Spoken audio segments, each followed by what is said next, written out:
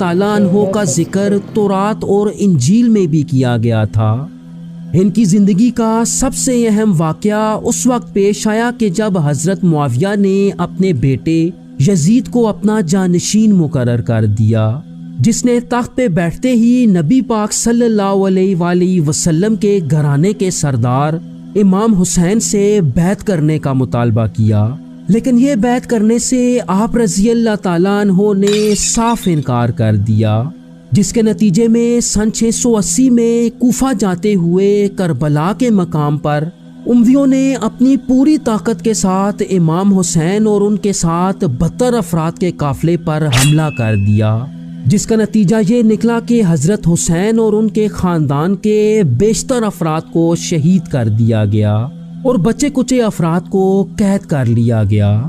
اس جنگ کے بعد مسلمانوں کے دوسرے فتنے کا آغاز ہوا اور مسلمان ایک خانہ جنگی کا شکار ہو گئے۔ جہاں تک امام حسین رضی اللہ تعالیٰ عنہ کی اولاد کی بات ہے تو ان کی 5 بیویوں سے 3 بیٹے اور 4 بیٹیاں پیدا ہوئیں۔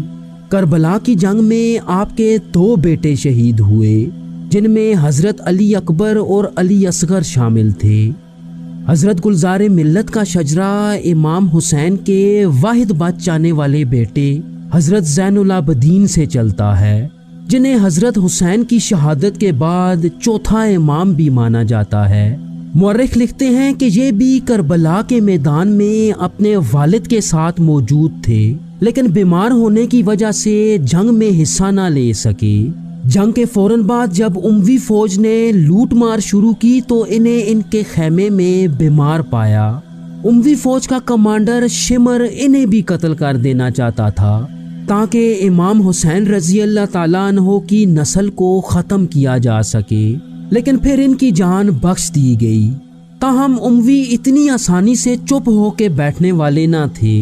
کہا جاتا ہے کہ انہیں اموی حکمران الولید یا اس کے بھائی ہشام نے زہر دیا تھا۔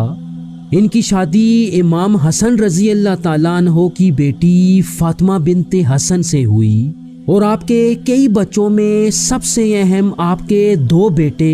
حضرت زید اور حضرت محمد الباقر تھے، اور گلزار ملت کا شجرہ آپ کے چھوٹے بیٹے حضرت زید الشہید سے چلتا ہے، جن کے بارے میں آتا ہے کہ اپنے والد کی شہادت کے بعد انہوں نے اموی خلیفہ ہشام بن عبد الملک کے خلاف اعلان جنگ کر دیا، لیکن اموی اس وقت اتنے طاقتور ہو چکے تھے کہ انہوں نے حضرت زید کی بغاوت کو کچلتے ہوئے انہیں ان کے ساتھیوں سمیت شہید کر دیا۔ ان کی